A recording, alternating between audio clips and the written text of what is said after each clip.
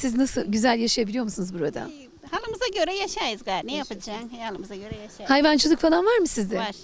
İnekçilik yapıyoruz ya. Çok mu fazla mı hayvan? Fazla değil o işte. Yok demeyecek kadar. İşte Yok şükür demeyecek. yetecek şekilde Şükür diyorsun. ya. Başka bağ bahçede işliyor musunuz? Bağa bahçeye geliyoruz. İşte soğanımız, samsağımızı çapalayız. Sunulu bunulu uğraşıp dururuz ya babam. Ne İşte yapacağız? koşturmaca, dünya telaşı. Dünyanın talaşası koşturacaksın gari. Buralı mısın sen? Boralıyım. Doğdum bittim Boralıyım ya. Burada kaldın, evlendin, burada kaldın.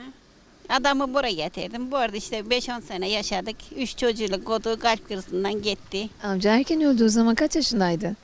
Bayağı 42 yaşından 43 yaşında. Çok erken ölmüş ya. Kriz geçirdi öyle ya. Annem dersen o da gitti. Kimde kalıyorsun şimdi?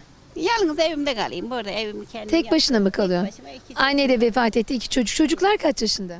Biri 23 24